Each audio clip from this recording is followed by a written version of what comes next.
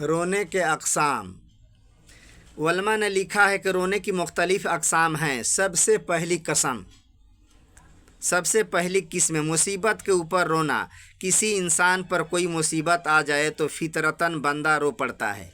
जैसे तालिब इल्म फेल हो गया, रोएगा। रिजल्ट निकलता है तो कितने लोगों को रोते हुए देखा।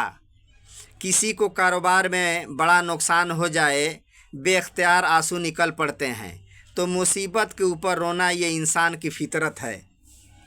एक है किसी के फ़िराक में रोना, किसी की जुदाई में रोना। जैसे नबी अलैहिस्सलाम के बेटे सैयदना इब्राहीम रज़ी अल्लाह फौत हो गए तो नबी अलैहिस्सलाम इनको जन्नतुल बकी में दफन फरमा रहे थयास वक्त आपके मुबारक आँखों से आंसू बह रहे थे।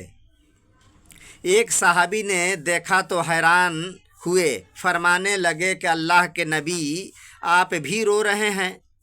नबी अलैहिस्सलाम ने फरमाया, दिल मग़मूम है, आँख रोती है।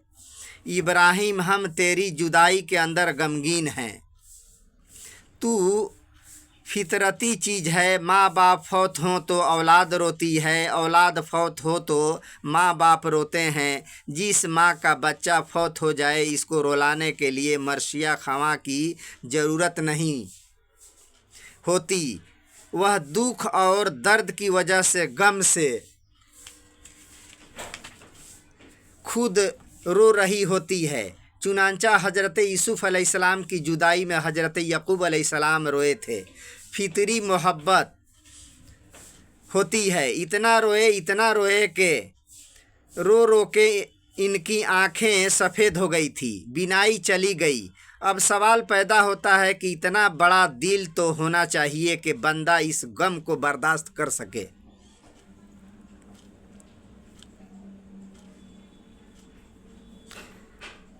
मगर यक़ूब अलैहिस्सलाम रोना दो वजह से था कि एक रोना इस वजह से था कि वह समझते थे कि मेरे बेटे को अल्लाह ने जन्नती हुस्न का नमूना दिया, लिहाजा जन्नती हुस्न जुदा होने की वजह से वह रोया करते थे। इस वजह से रोते थे कि बचपन में मेरा बच्चा जुदा हो गया, इसकी सही ईमान की तलकीन भी नहीं कर सके।